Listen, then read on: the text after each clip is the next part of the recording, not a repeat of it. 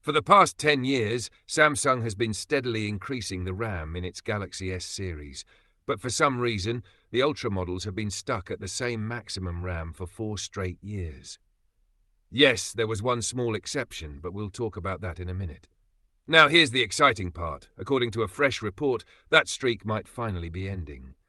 The Galaxy S26 Ultra, coming next year, could be the one that finally delivers the RAM upgrade fans have been waiting for.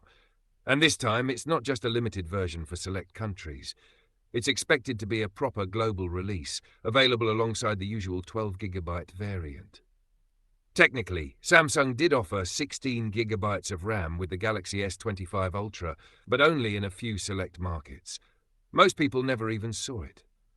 Even the source of the new info, Macquarie Research via tipster Dew Camel's Reef, doesn't count that version as a real worldwide launch.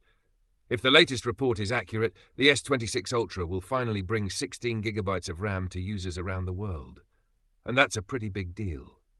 The last time Samsung offered 16GB globally was way back in 2021 with the Galaxy S20 Ultra and Note 20 Ultra. After that, Samsung pulled back to 12GB across the board, and the RAM has remained the same ever since. So, this upcoming upgrade could be the first real jump in 4 years, and possibly a sign that Samsung is returning to form. And with Apple rumoured to be adding 12GB of RAM to its next iPhones, Samsung has every reason to raise the bar. Samsung has always liked to stay ahead of Apple when it comes to RAM, and releasing a 16GB model globally would definitely help keep that lead. But that's not the only major change happening with the Galaxy S lineup. This year's Galaxy S Ultra also introduced a few big changes to how the S Pen works, and not everyone is happy about it. In fact, polls have already started showing up with fans asking Samsung to bring back the older S Pen features. Now, there's a new twist.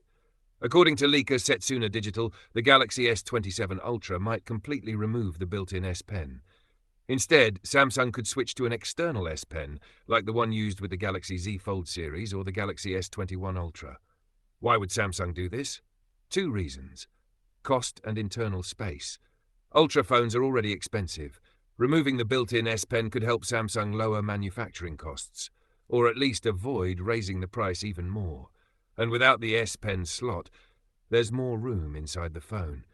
That space could be used for a bigger battery, better and new hardware features. Of course, this isn't confirmed yet.